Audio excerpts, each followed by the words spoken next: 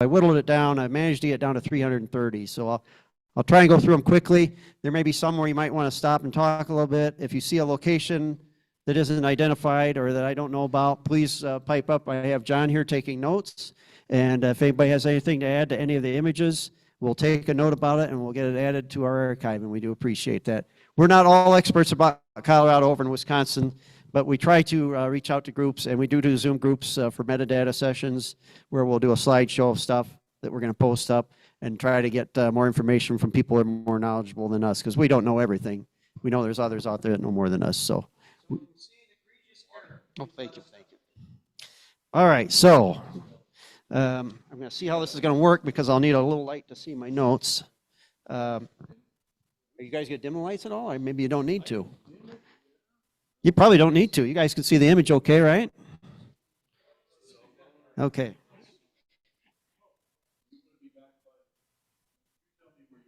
Oh, I can go back there. I'm not going to get feedback from the, okay.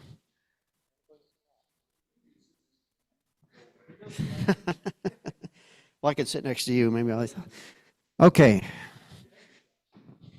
So these are all organized by collections. So we'll probably bounce around subject matter-wise, but these are organized by the folks that have donated these or has taken them. So I'll tell you the name. Some of them you may recognize, others you won't. But we're going to start out. You all probably know what car this is. This is the narrow gauge Silver Vista that ran on the Silverton line. And move a little closer to your screen there. I can maybe borrow your light so I can see a little better.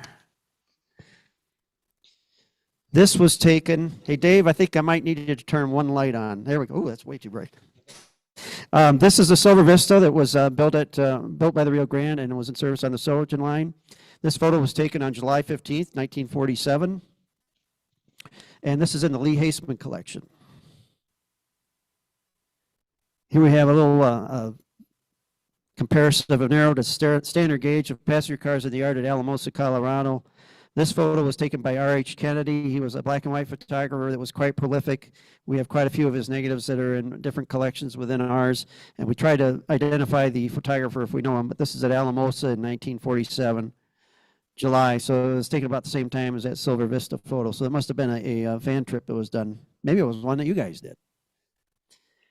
Here is a CB&Q depot scene. This is at Loveland, Colorado in August of 47.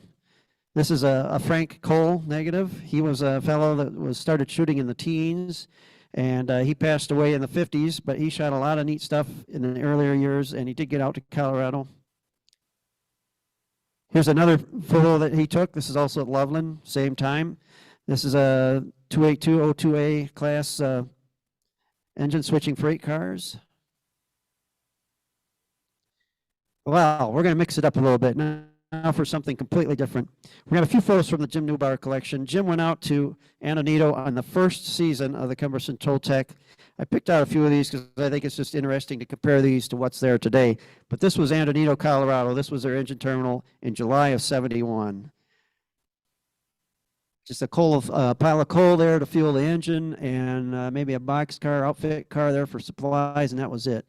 And this was their first depot. I believe that building is still there, but it's not used.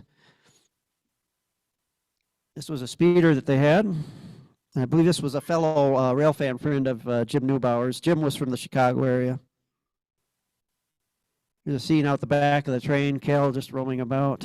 They probably weren't used to the trains coming back. This is near Cumbres. Picture from the speeder at Cresco. And of course, a picture of the train with the box cars made into passenger cars, claiming that, oh, I am sorry, this is New Mexico. I lied when I said everything was Colorado. So we're slightly south of Colorado. This is near Cham on the 4% in the 71, the first season.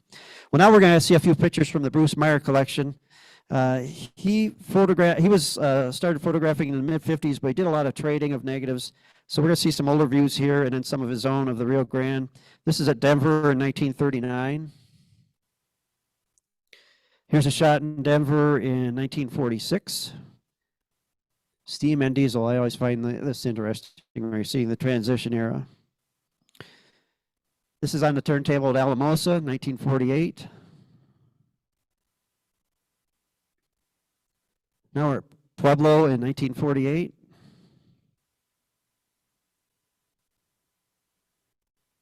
Minturn, or is it Minern? How do you guys pronounce it? Minern. Okay, Minern, Colorado. The T is silent. 1954. Now we're back at Alamosa. These 2¼ square shots are all Bruce's own work. He had a very keen eye. He always got different angles.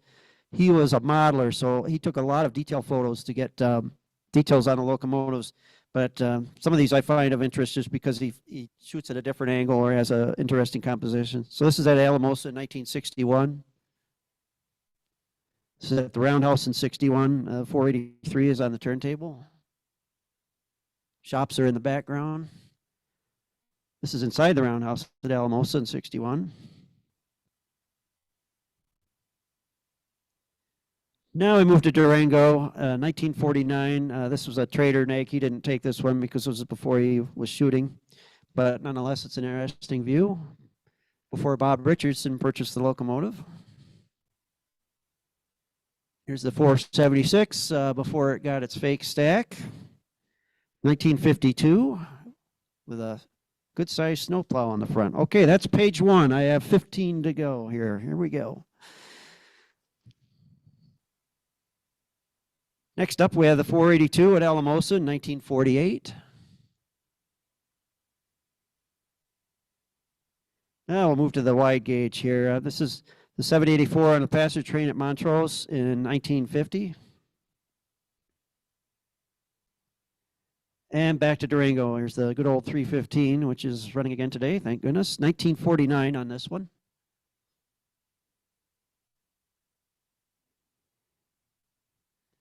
Okay, this is also Durango, 1949. The pre-fake stack era. This is a northbound Silverton passenger train. This is south of Rockford in 1961, and he took a series of photos here of the engine climbing.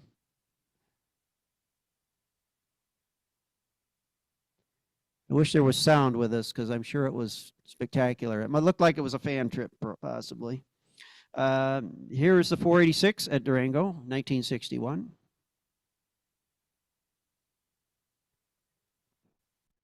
Durango, of course, same time. The view of the yard scene at Durango. It seems like you couldn't take a bad picture in Durango. There was so much stuff to see. Now we're into the fake stack era.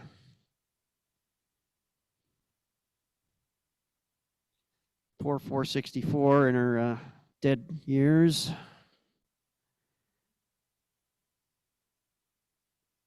Another 486 at the Roundhouse.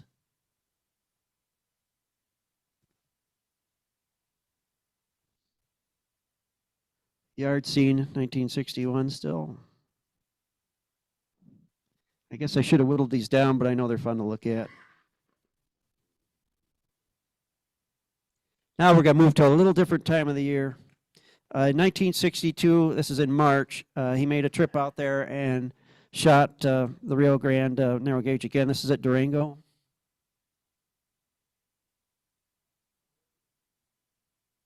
Yeah. Front detail of 497, which ended up running again. He did not take this photo, but this is a great shot of the 318 in action near Montrose, probably going to Ouray. This is 1950.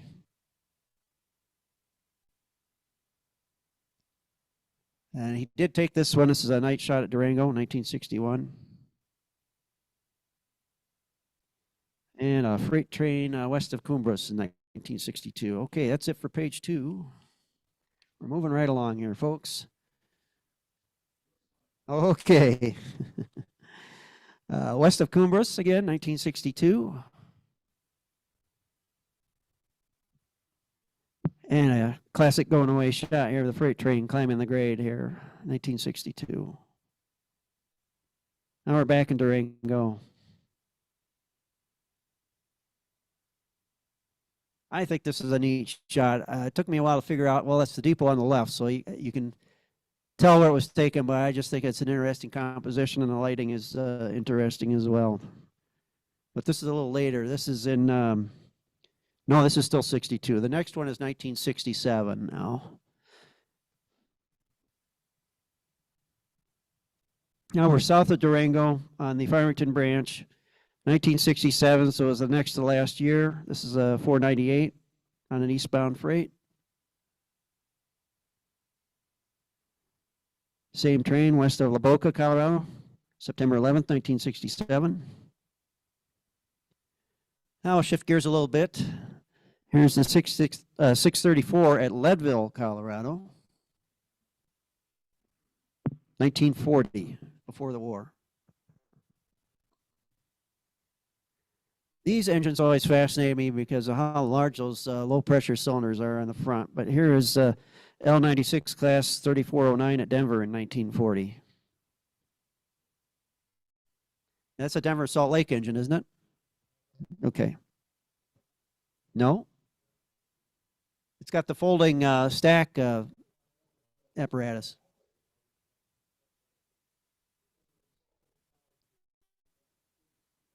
Okay. So Jim says the Denver Salt Lake engines were the 3300s. So these came secondhand from the N&W? Okay. Oh, okay. All right, we'll continue on. This was a little boo-boo that happened at South Denver, Colorado on August 12th, 1939. So was anybody there for this? It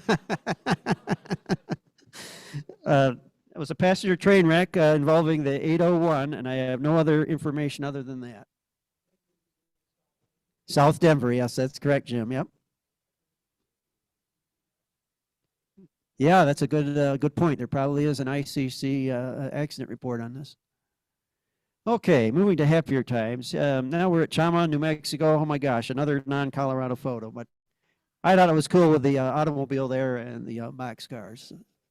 Classic shot. Can anybody identify that vehicle?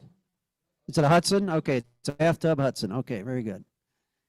Okay, now we're going to move over to Blanca, Colorado for a few shots of the San Luis Valley. Southern. We're now into the Ed Wilkelman collection.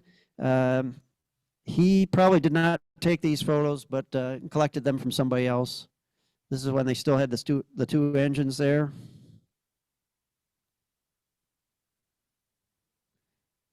We have the M300. Sam, was this one preserved?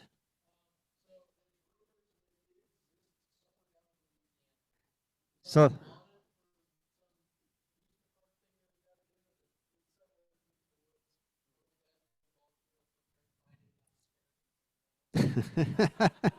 all right, so the word is this might still exist in Louisiana somewhere and in a scary area. So that's the info we have on this. Okay, so here's one of their engines, the 106. A view of the engine house, exterior.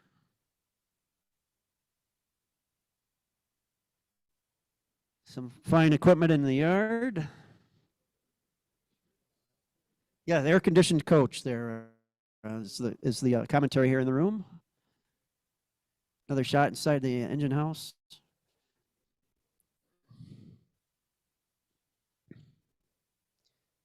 The date on this is 1967. I can't believe this stuff lasted that long. Is that true?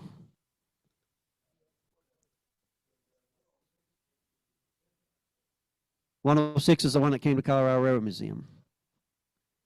This one did not. All right.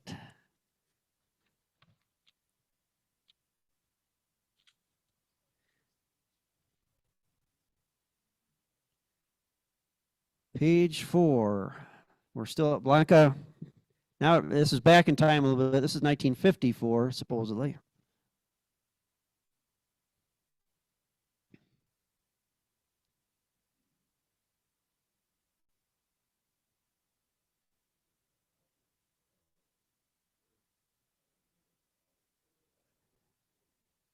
So Jim Ehrenberger thinks that might be Otto Perry's car on the left for you folks out there watching on the internet. Same vintage, okay.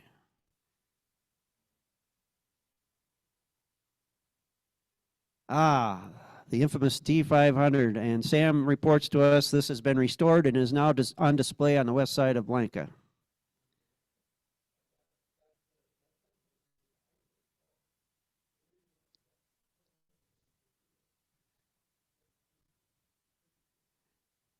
Jim says it was originally an idler car and they reconfigured it and built it into a...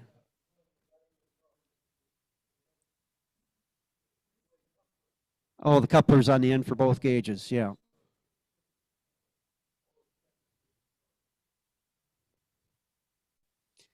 Well, here we're going to move to the other San Luis Railroad, the San Luis Central at Monte Vista, 1953. Pretty little engine.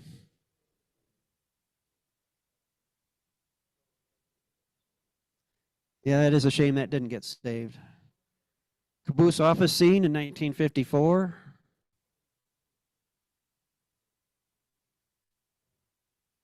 The engine house.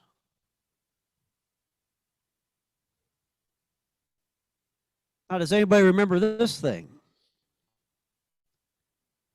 This was it was a homemade, I think it was converted from a freight motor, but it's you can see the radiator on the left on the front. That was not original to the car. It was modified.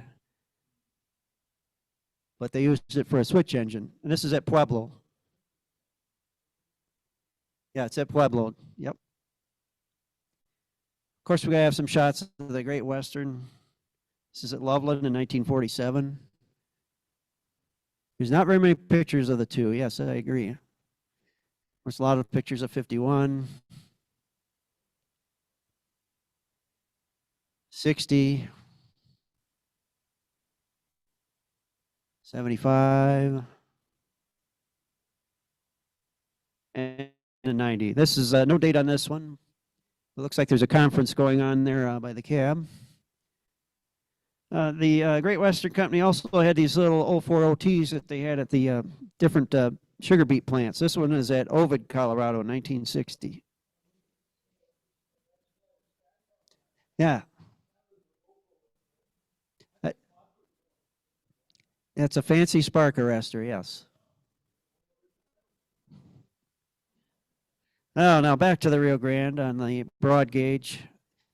This is a shot of 210 to 1400 switching in the yard, but we don't have a location on this. So if anybody can recognize that location. Okay. So maybe this might be another non-Colorado photograph. Well, we know where this is. This is at Montrose in 1951.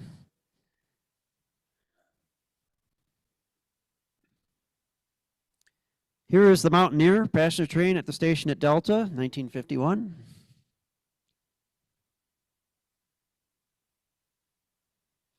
Now we're back at Montrose.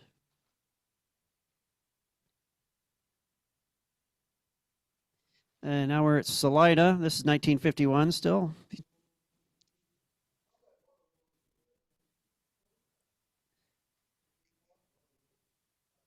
One of the cabooses. The short caboose, yeah.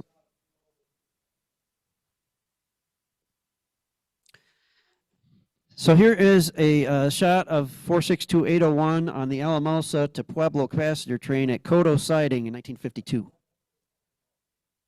And Jim says that's a former Moffett Denver Salt Lake engine. Here's the back end of the same train. It looks like they're going to back up or something's going on there. This is 1952.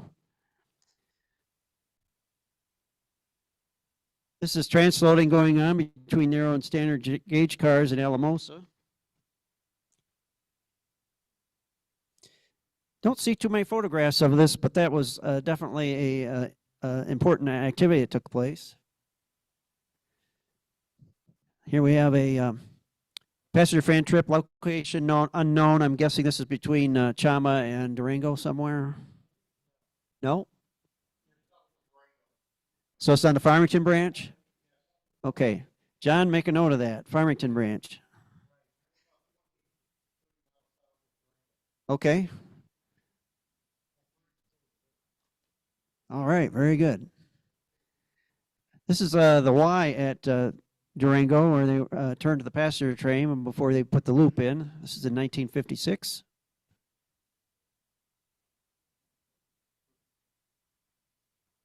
Here they're using the Y to turn some coal cars. Same year. I believe the bridge off the left then led to the Rio Grande Southern. Is that correct? Okay. A scene at the roundhouse looking south, 1956.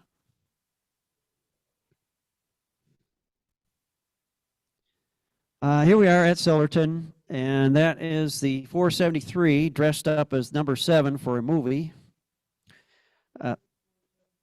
It is, that's what it says, yes. Okay. Okay. All right, John, make a note of that. That is indeed a Rocky Mountain Railroad Club trip. 1956, about. It says circa 1956.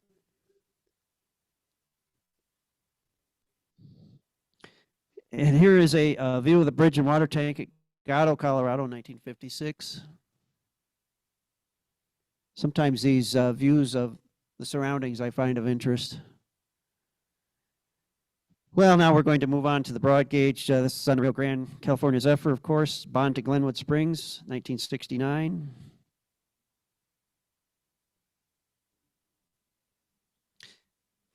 These square photos were taken by Ed Wilkelman himself. He did ride on this train. This is near Tolan in 1969. And the linemen were out there working on the code line there with their high rail truck, it looks like.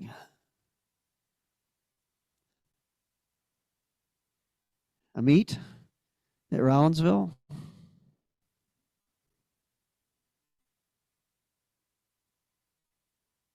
Here's the hind end. Entering a tunnel near Rollinsville is the best I have on a location, if anybody. Tunnel number 1. Okay. Numbers on the right side. Okay. Oh, very observant. I didn't see that. How about this one? Looks like the same one. Okay.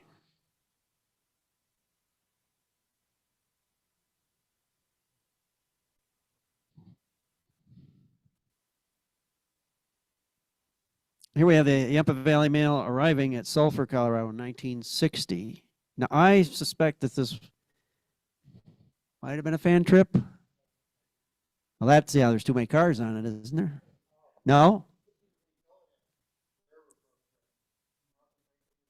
Okay.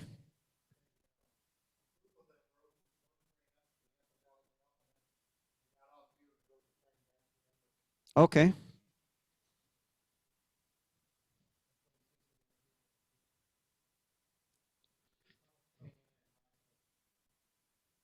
Taking notes there, John? Tunnel 29, Pine Cliff?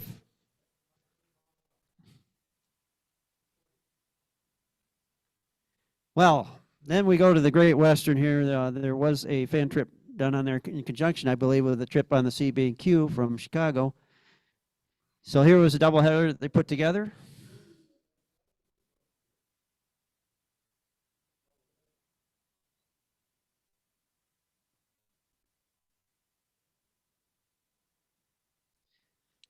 Now we're back on Rio Grande here at Moffett Tunnel, 1963. This is labeled as Intermountain Limited Fan Trip.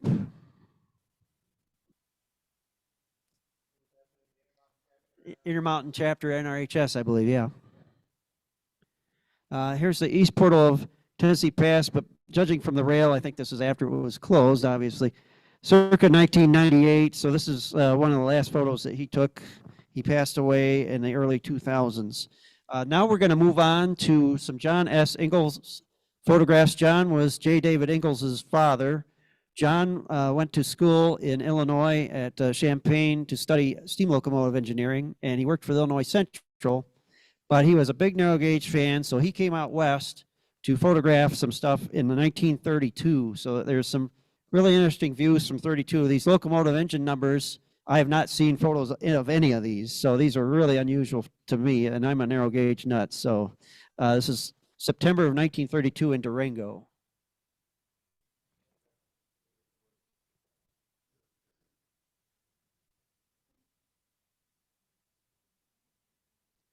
And here's 268 dressed up, of course, for the movie Denver and Rio Grande when it was on display at Denver in 1952.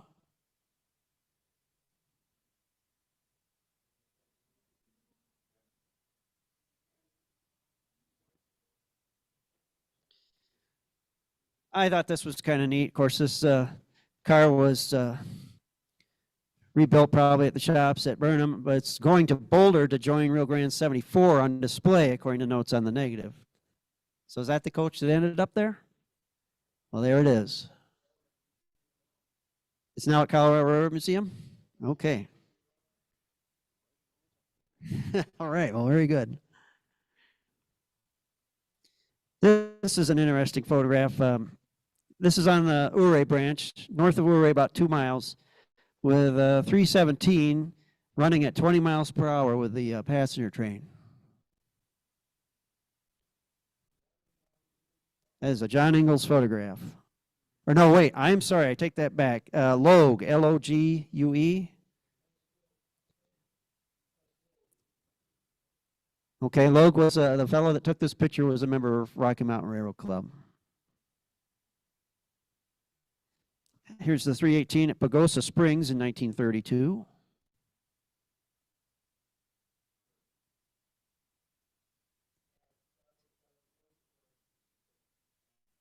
So what's going on with the pipe there? Are they running steam to the tank car in order to heat the?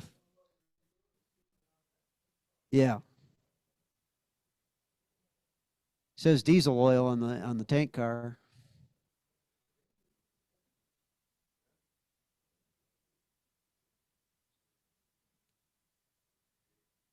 Here's the 318 again. I'm sorry, that previous one was Montrose, Colorado, 1939. I got that wrong. Now we are at Pagosa Springs in 1932. And the depot building is still there. It's a house now, isn't it? Yep.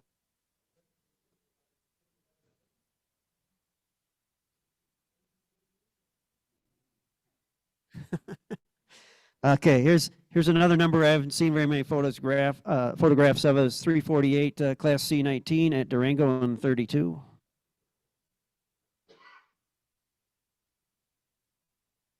This is a great shot, and I had to ask around to find out where this was. This is another Logue shot in the John Ingalls collection. It's K28 474, so this is before 1942. With a bunch of coal cars and some box cars on the rear. Anybody want to guess where this is?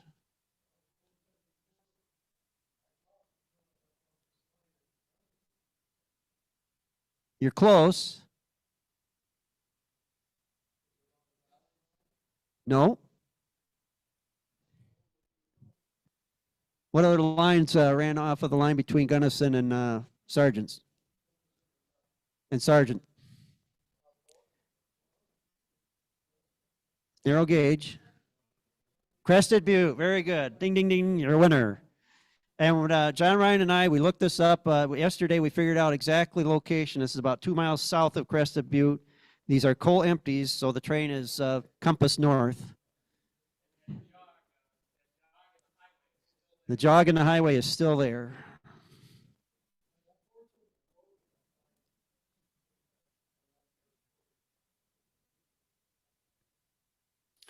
Moving to the wide gauge here, it's a mid-train helper near Tabernash in 56.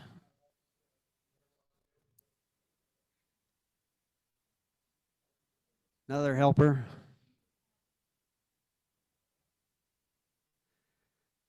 Moving on to some more John Ingalls photographs of rare locomotives.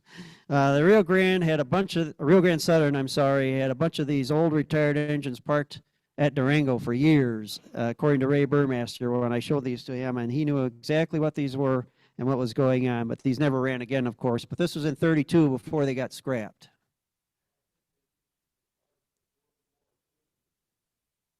That did them in, I'm sure.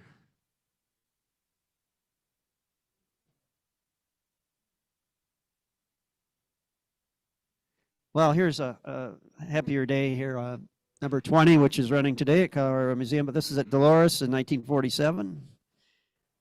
This is a Kennedy photograph, R.H. Kennedy.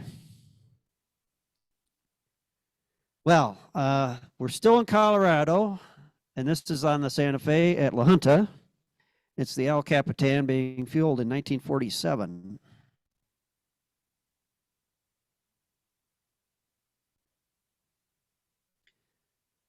Moving on to something completely different.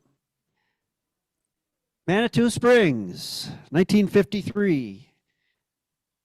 These photographs are in the Ron Jones collection. I believe that he is the one that took them because he was around about that time, and he did make a trip out to Colorado.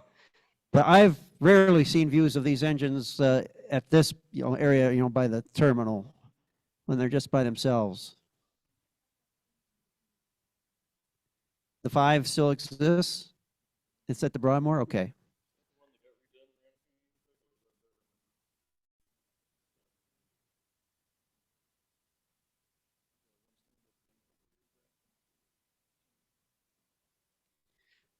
Well, on to something even different. This is back at Alamosa.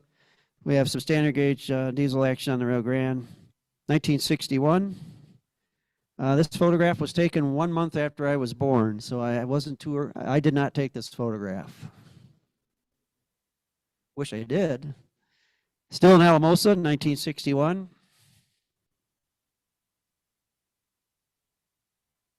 I think she's full.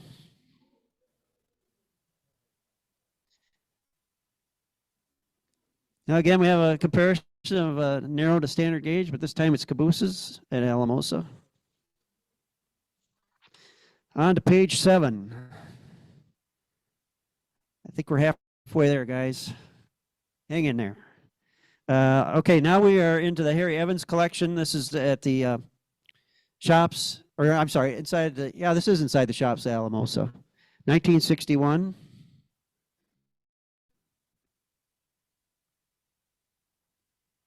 Now we're going to look at some Henry Belinsky photographs. This is on the Colorado and Southern at Union Depot in Denver. No date.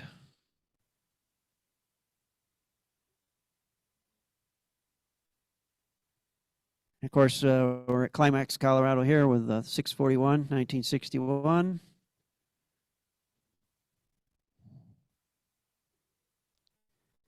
Back in Denver, meanwhile, we got a switcher that's lettered both for the Colorado Southern and Santa Fe. They even had steam engines also co-lettered, which we'll see a few of later. Here's a nice shiny E unit, Colorado and Southern, Union Depot again, 1962.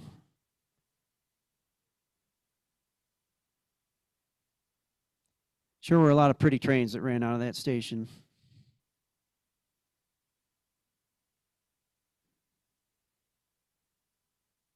Alden Switcher on the Rio Grande at Alamosa, 61. I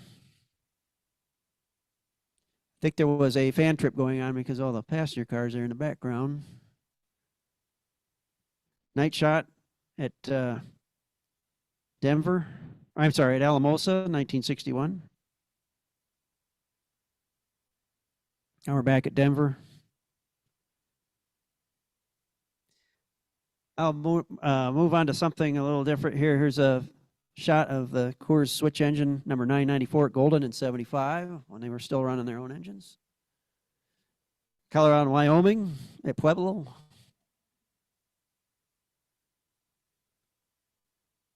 Another Great Western shot, but now it's in the diesel era. This is east of Loveland in 64.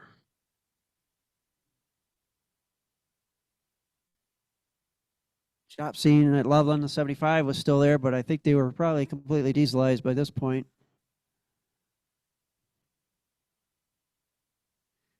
The Cadillac in Lake City to me was a Michigan railroad. So when they started up a little operation outside of Denver, between Lyman and Denver, I believe it was, on Colorado Springs, okay, on the old Rock Island.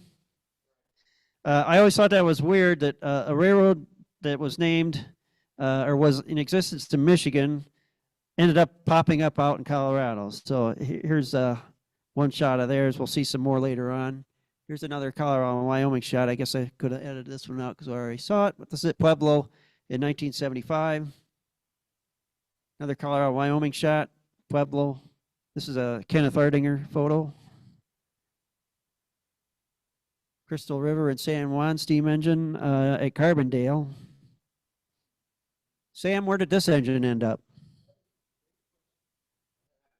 Maybe scrapped?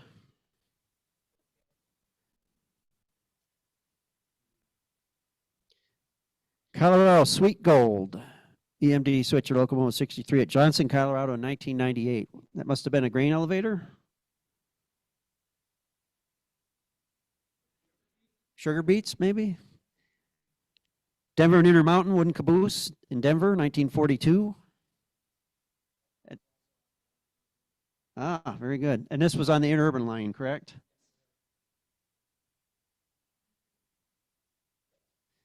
A little more modern era now.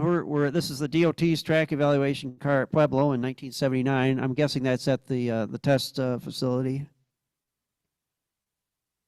Here's an Alco at the test track at Pueblo, 1977. Obviously, at the test track, we have the DOT logo on the cab. It's amazing the variety of stuff. You know, everybody usually thinks of Colorado and they think of the narrow gauge or the Zephyrs, but there is quite a range of variety, including this little thing, which also is preserved at the museum. This is at Durango in 64.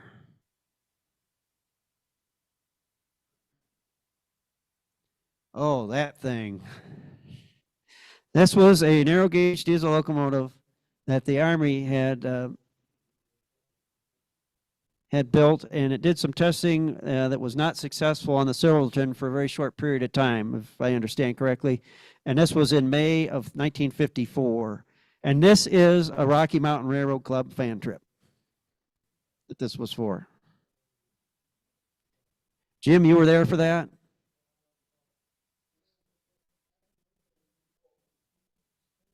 Stinkers. And there it is, stinking up the train. This is at Silverton.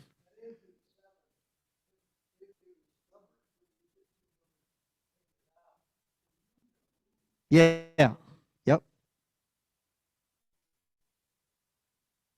There's a tank car at Alamosa. We'll see a few equipment pictures here. I tried to limit it. Nicely painted there at Alamosa. Private car Nomad back in 69.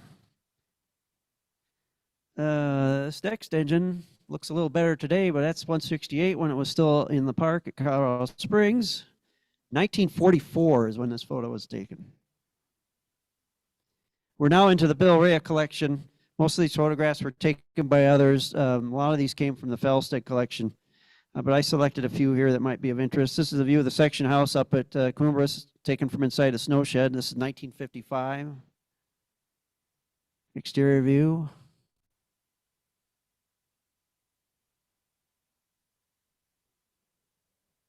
A little bit of snow left in May. Here's an inside view.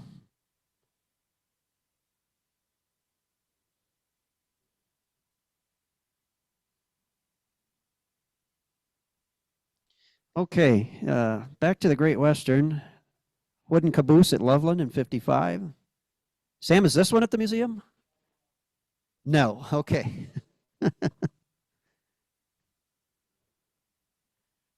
Now we're back to the diesel era and the Great Western. This is at Longmount in 69.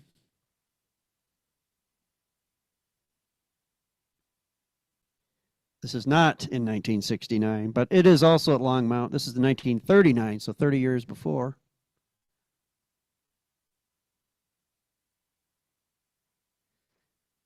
Okay, here we also have a Great Western engine, number 52. That one did not last till the later era, didn't it?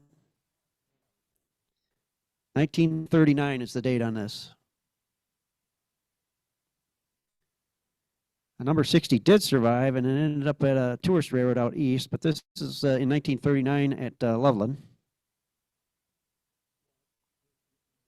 Black River and Western. Here's the 75 switching at Windsor in 56.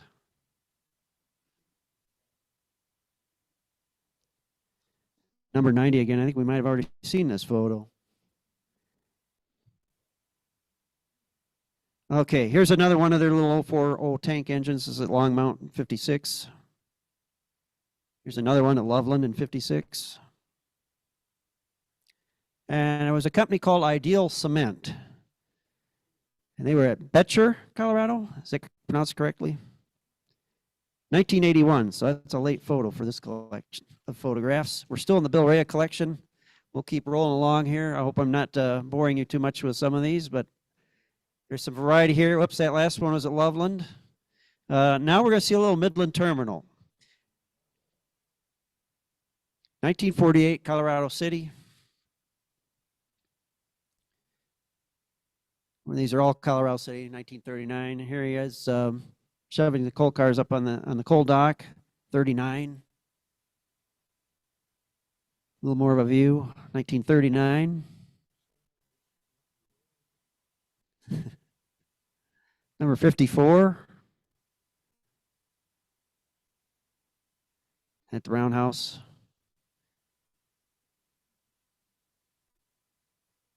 Too bad none of these got preserved.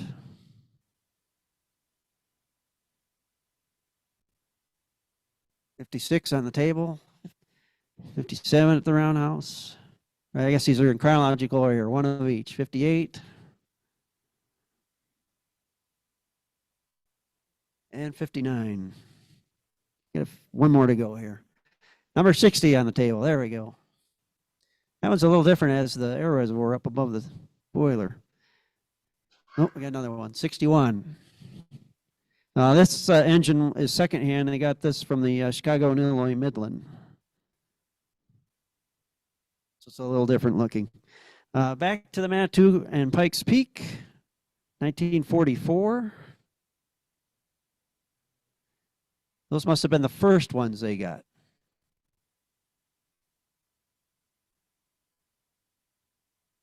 But steam was still running at the time. There we are up at the summit.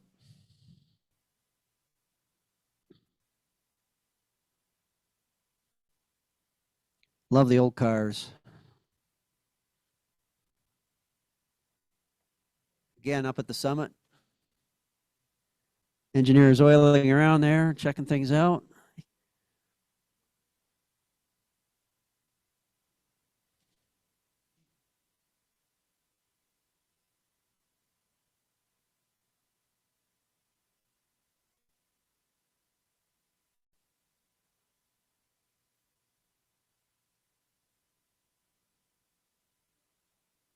Well, we all know where this is. We're on the Rio Grande Southern. This is at Ophir, Colorado, 1951. Fan trip with a goose. Now, I didn't include a lot of these, but there was a few I thought were of interest. Here's Dolores in 1946.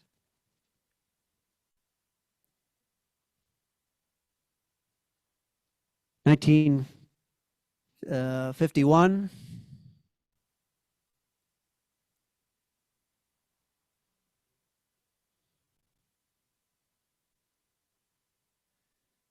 Gotta include a little Rio Grande Southern steam. Here's 40 at Ridgeway in 38. This is a Felstead collection photo. 41 also at Dolores, 49 near the end for steam. And of course the 74.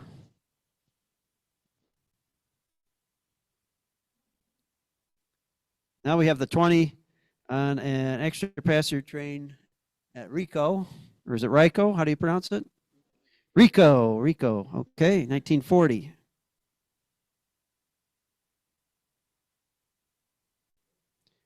'47. This is 7 years later.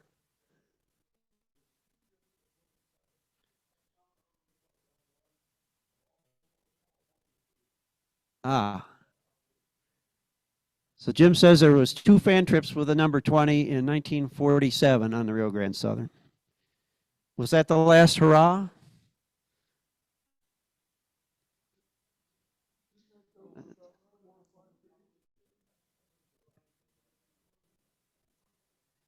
Okay. Now we're up at Lizard Head Pass, course 1952. This might have been just at the end. Here's when it was still running in 51. A view from the distance. Here's the Y inside the snow shed at Lizard Head in 1952.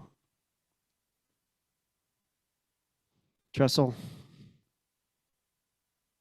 Another trestle near Lizard Head. Okay.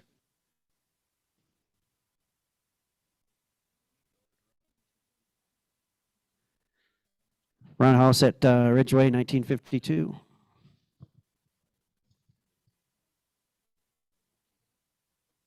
Now we're back to San Luis Central. This little engine I have seen operate in person. It's a cute little thing. I hope they keep it or it goes to a museum and doesn't get scrapped. But this is says Sergeant's School, Colorado. So that's on the north side of Monte Vista.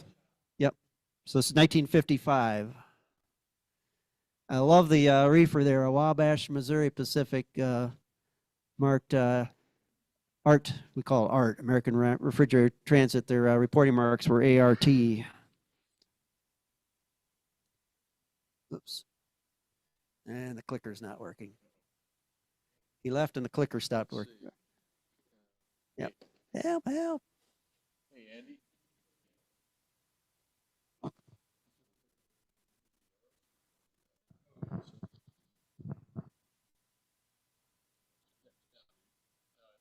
Oh, there we go. Okay. String of reefers with the 71 at Sergeant's School. Okay, so here's the poor 104 going to scrap. This is at Pueblo. On its way out, 1947. Okay, you're gonna have to help me on the pronunciation. Uinta. Uinta, okay, this is at Mac, Colorado, 1938. And at Atchee, Colorado, 1938.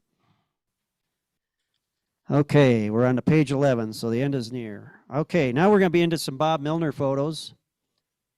Bob was a great guy. He was from the Chicago area. He went to school in Iowa, and right out of college, or while he was in college, he did a lot of traveling around and took a lot of photographs. He shot a lot of great color and black and white in the late 40s and early 50s when there was a ton of stuff going on.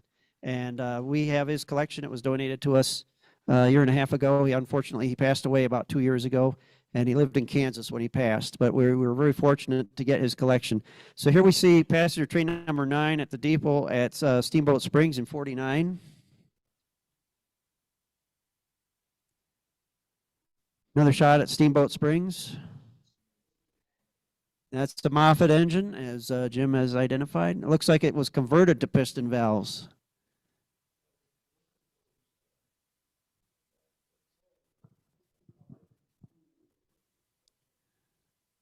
There was a bolt-on on the top, so originally that's an old engine because it originally had slide valves. Well, this is the west end of Moffett, of course, at Winter Park, 1949, with the F3s on a westbound freight. It doesn't? Too bad there's some motion blur, but this is an Alco PA on the California Zephyr exiting. 1949. Great shot. Too bad the film wasn't faster back then. What was it, ASA 10 back then, Jim? It could be too. This engine still exists, and I actually can say that I ran this engine on the Wisconsin and Calumet. This is this 5640. Well, let's see, 5644 was its original number on the Rio Grande. Later on, after Crystal River career, EMD employee by the name of Glenn Monhart purchased the locomotive and got it running again, and it did run in Wisconsin, and it ran up until 1992 was when it last ran. It currently still exists. It's up in Michigan in storage, but it is an original Rio Grande F7. Amalgamated Sugar Company GE Center Cab at Brighton, Colorado in 93. Another amalgamated engine, you wouldn't know it. Ex Rio Grande number 40. Is that one still in existence? This photo was taken in 91, so it's possible it's still around. The Atlas Company, I've never heard of them before, but this is at Loveland in 1993. Perhaps they were a leasing company.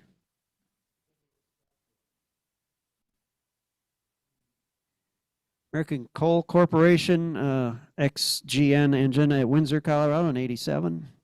These are Norm Metcalf photographs donated by the esteemed Jim Ehrenberger. And here is Amtrak on Passenger Train 6 at Grand Junction in 84. We were talking about Springfield, Colorado earlier today. So here is a photograph of 3168 at the depot in 1975.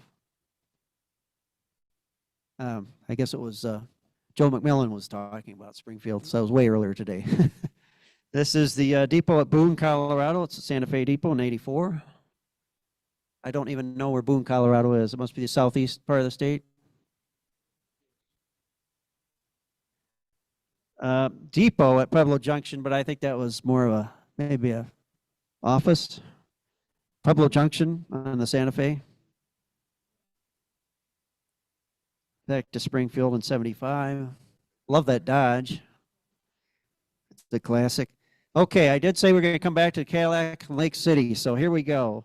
44-ton center cab, 44 at Colorado and Southern's Rice Yard in Denver in 1980.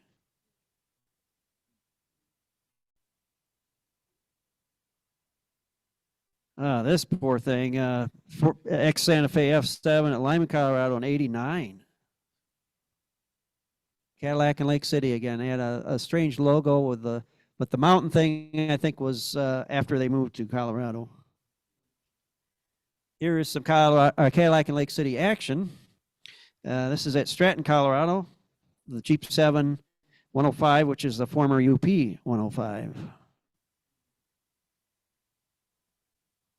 Here it is on freight east of Denver somewhere in 1980. But would this have been on the Colorado Springs line?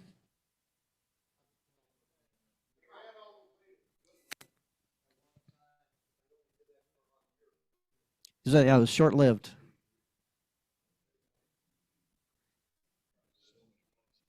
Yeah, looks like so much of eastern Colorado. And they also had this former SP&S F7, number 716. And this is an eastbound freight near Flagler, Colorado in 81. Still on the Cadillac in Lake City. We're still on the Norm Metcalf photos here, Jim. Colorado and Eastern, 507 XCB&Q 9210 on the X Rock Island, 1983. Colorado and Wyoming Steel Caboose 2, not in use on the rail anymore, but it's as a depot at Jansen, Colorado, 1992. I don't know what the deal is with the traffic light. Is that a train order signal, maybe? Very unique. maybe it is. Yeah, it does look like it. Okay. Here's an 80-ton center cab at Jansen, Colorado. So this is Colorado Fuel and Iron. The Mighty Rock. Freight train somewhere in eastern Colorado in 1978.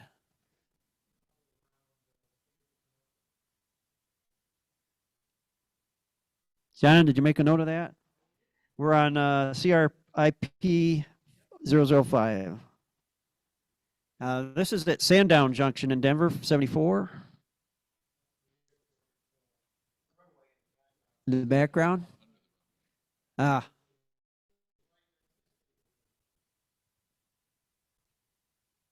And this is at Duban.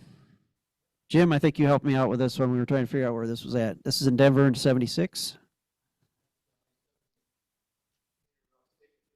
Near Stapleton.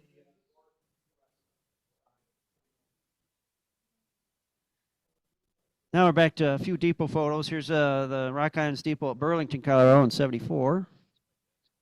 And Dave says this is his dad's hometown. Good old Lyman, Colorado, 1981.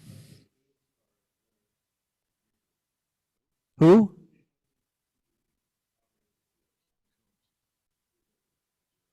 Okay. All right, John, did you get that down? Okay. Here we go with the Colorado Southern Santa Fe joint engines again. Here's the SW1200 number 157 in Denver, 76. And a Colorado and Southern marked SD40-2 number 918, Boulder, 79. Well, we're on the Golden Branch, supposedly, and the Colorado and Southern has some work to do with a steam pile driver, and this is in 1979. Did they really have a steam-powered pile driver in 79?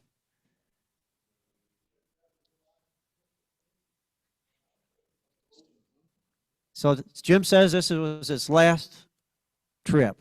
John, write that down. That would sound, I can't imagine it running any later than 79.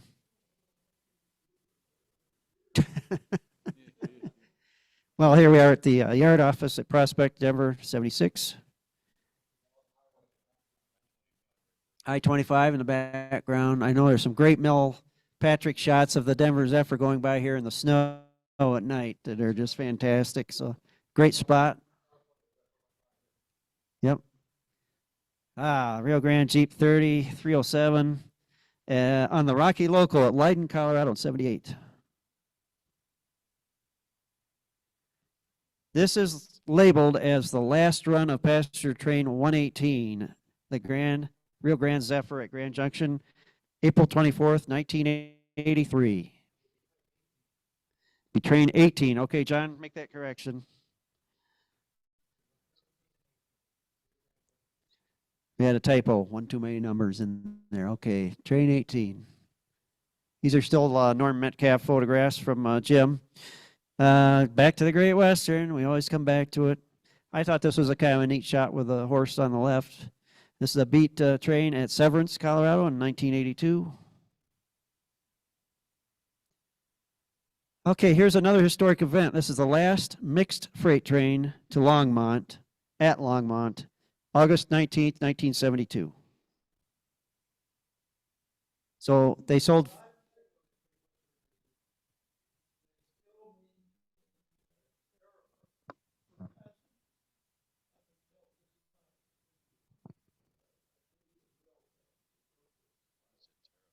A tariff. Oh, no, a naughty word. The T word. So you rode in the caboose. Yep.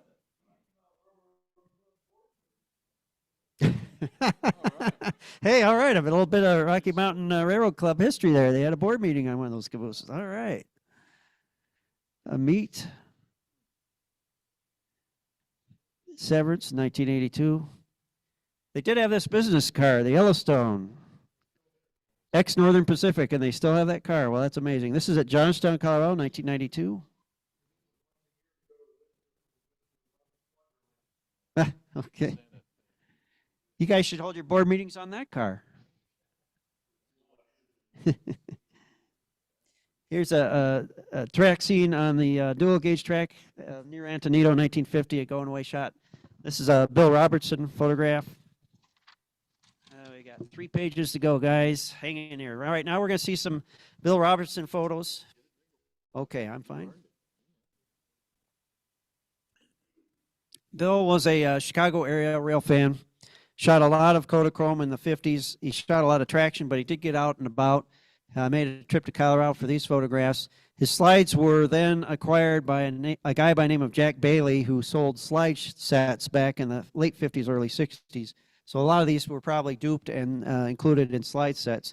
Here is the San Juan along the river near Carbon Junction in 1950 with 478 is the power. Another great shot of the San Juan. This is east of Durango, Colorado. Rich Millard knows exactly where this was taken.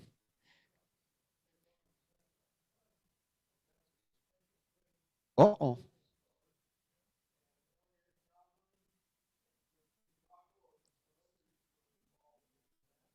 Okay.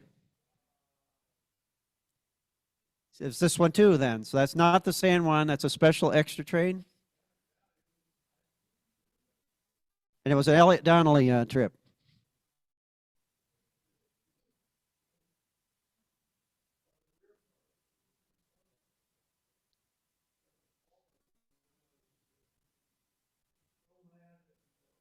Yeah.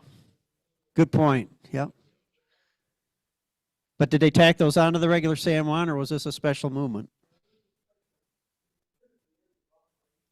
Okay.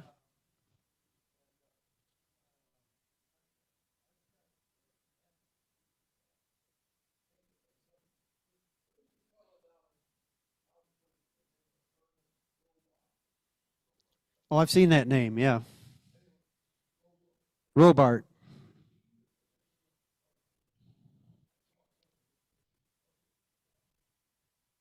Sure.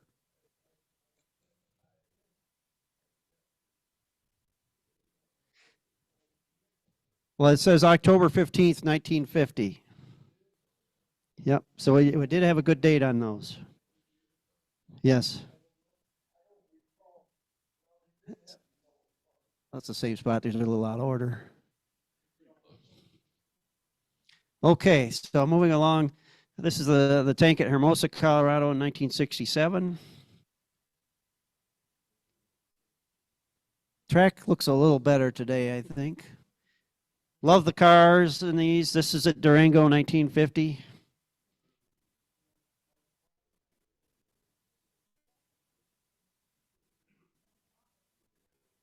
Still in Durango, 1954. The slide on it said dummy headlight. 473 in the Bumblebee scheme, a rear view in Durango, 1950.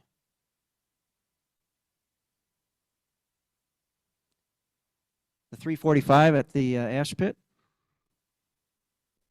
And this poor engine met its demise 1 year later for the filming of the Denver and Rio Grande movie. I think it was one of the engines that was in the head-on collision. Am I correct, Sam? Yep. And the 317, was that the other one? 319, yeah, 317 was scrapped by then, yeah. Here's the 353 on the mixed train at Durango, ready to head north, 1950.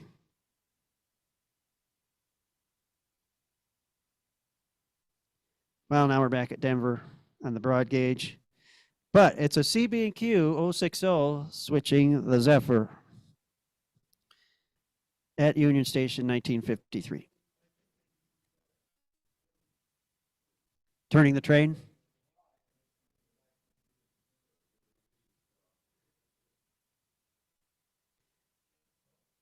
Well, the CB&Q had to get every last mile on these things, so they did use them as B units. And these were more commonly used between Chicago and the Twin Cities, but apparently this is evidence that they did make it out to Denver, Colorado. But that's the 9907A, the Silver King, working as a trailing unit with an E8, 1953.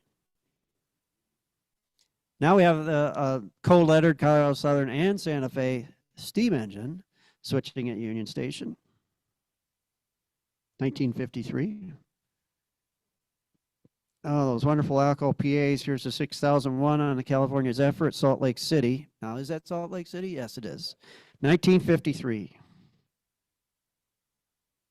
What a great engine. Too bad, though, none of those got preserved. And they lasted till the 60s. The view from, let's see, this is a station stop scene at Grand Junction in 1953. We are now looking at John Endler photographs. He shot black and white exclusively. These are all 616 size negatives, so they are very well, they're very clear, and he had a good camera. These were donated to us from the Anthracite Railroads Historical Society out east.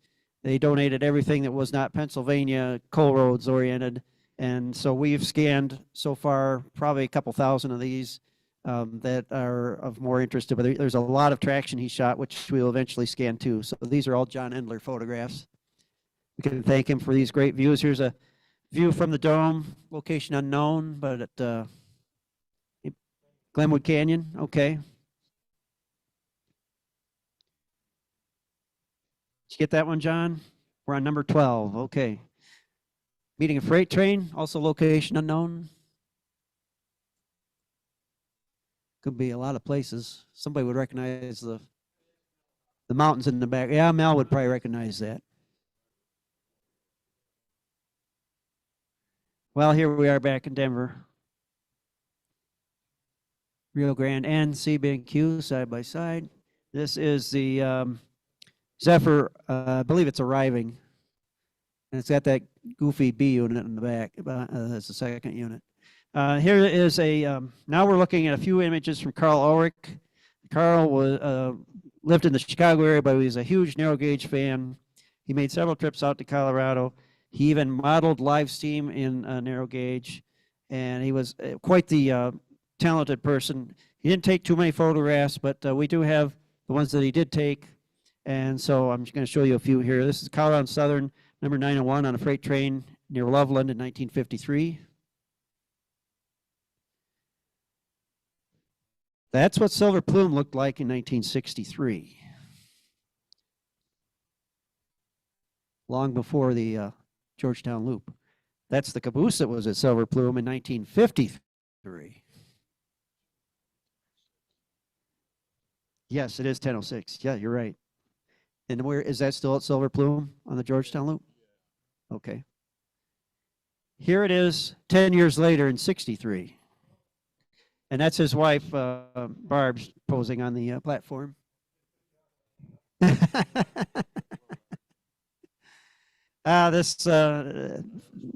all know where this is. This engine's still there today. But I thought I would show these as a little comparison. This is 1953. So that was probably less than 10 years before it was enshrined there. And this is in 1983. Still in the same spot. But at least they keep it painted up. Did they move it a little bit? Okay. Now we're going to be up at Leadville for a couple shots here. We're still in the Carl Ulrich collection. This is 1939. So the narrow gauge was still running on the Colorado Southern. That caboose is in LA, Dave thinks.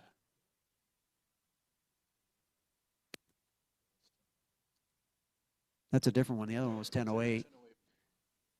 Okay.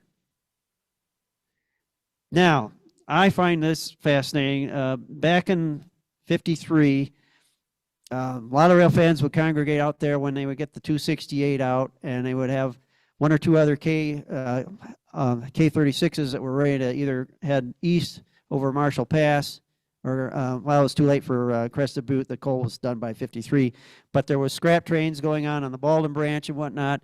And so here we have the 268 being turned on the turntable, and I think this is in the evening when they were done for the day, but it's Gunnison in 53.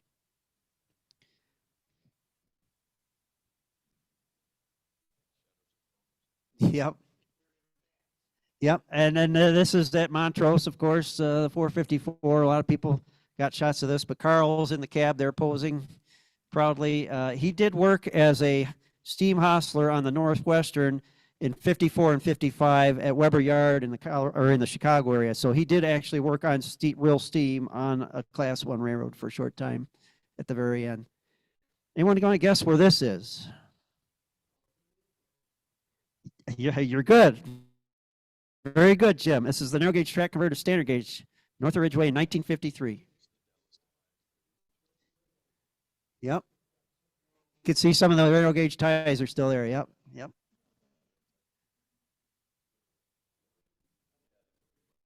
There's a lake there now. Okay. You can do a before and now, or then and now series on that. Now we're back at Union Station in Denver, 69. Yeah. Does it look like that today? No, no, absolutely no.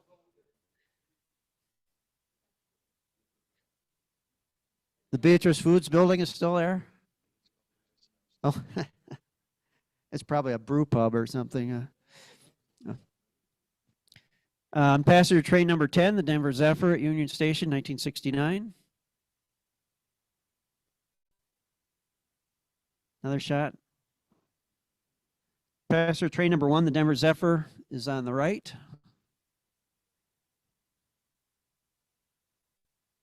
Okay, a little shifting gears. This is 2 years before that. ST40 877.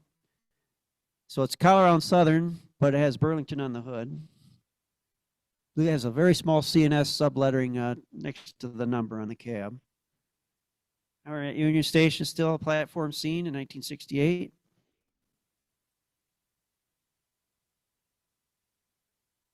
Look at all the baggage carts. Wow.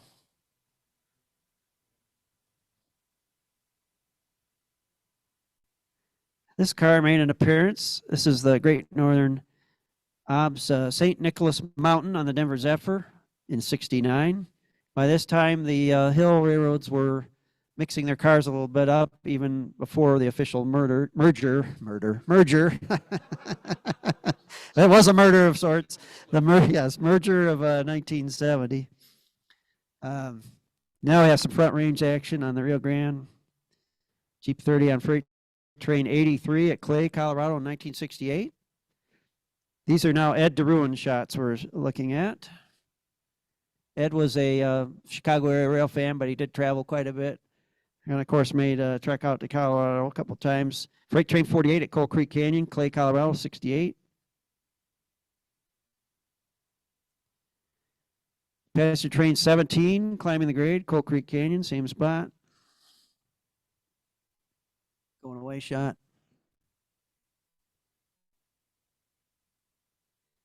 Jeep 40 on a northbound freight, Palmer Lake, 84. Hind end of the same train when they're still using cabooses.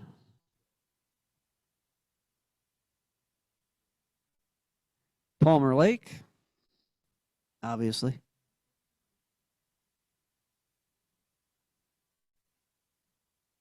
I assume that station sign is no longer there.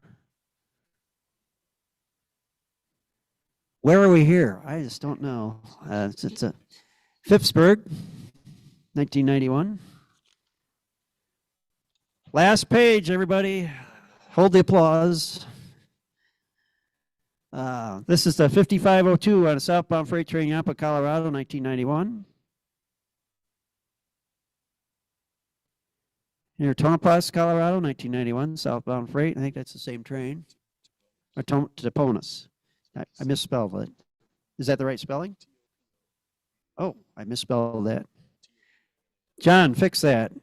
T-O-P-O. Yes, thank goodness. Whoop. Our light timed out. There's our battery dead. All right, we're going to wing it here on the light. We'll just make it. All right, this is a yard view at Alamosa, 1996. And we only got 2 more to go here, Dave. We'll make it. There's a story behind this engine.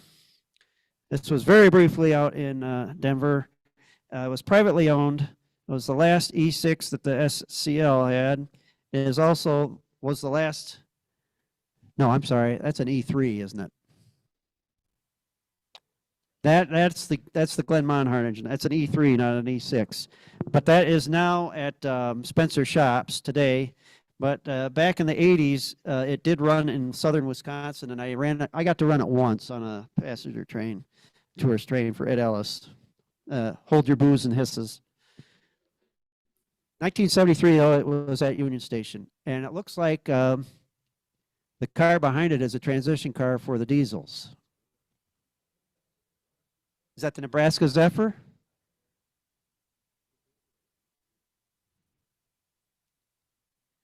And to finish off the show, of course, end of the standard gauge, on to the narrow gauge, and thank you, everyone. Hope you enjoyed the show. You can visit us.